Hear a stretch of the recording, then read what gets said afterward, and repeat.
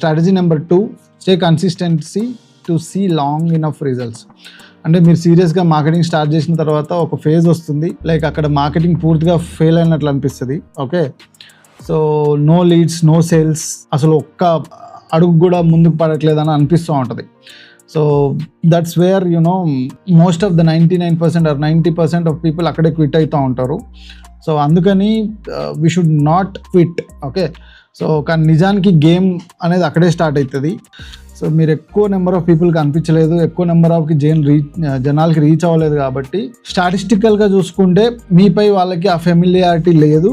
So అందుకే ఇంకా results రావట్లేదని యూ హ్యావ్ టు మీరు అర్థం చేసుకోవాలి. సో చాలా మంది చేసే బిగ్గెస్ట్ మిస్టేక్ ఏంటంటే ఆ కాస్త ఓపిక పట్టకుండా చాలా త్వరగా స్ట్రాటజీస్ మార్చేస్తుంటారు, తొందరగా స్ట్రాటజీస్ మార్చేస్తుంటారు. అలా కాకుండా జస్ట్ ఒక పుష్ తోటి ముందుకు వెళ్తూనే ఉండండి. సో మీరు ఎప్పుడైతే లాంగ్ రన్ లో కన్సిస్టెంట్ గా ఉంటారో జనాలు మిమ్మల్ని రికగ్నైజ్ చేయడం స్టార్ట్ చేస్తారు అండ్ మీ బ్రాండ్ పై ట్రస్ట్ బిల్డ్ అవ్వడం స్టార్ట్ అవుతుంది. ఆ తర్వాత రిజల్ట్స్ స్టార్ట్ అవుతాయి, అన్ని కాంపౌండ్ అవుతూ వస్తాయి. సో ఇంకా ఇదంతా మీ మధ్యలో ఇదంతా కూడా ఎప్పుడు జరిగిద్ది అంటే if you are not quitting, మీరు కాంటెంట్ అంటే మీరు క్విట్ అవ్వకపోతేనే ఇలాంటివన్నీ జరుగుతూ ఉంటాయి. సో మీరు కూడా ఇలాంటి స్ట్రాటజీస్ మీ బిజినెస్కి మీరు కూడా అప్లై చేయాలి.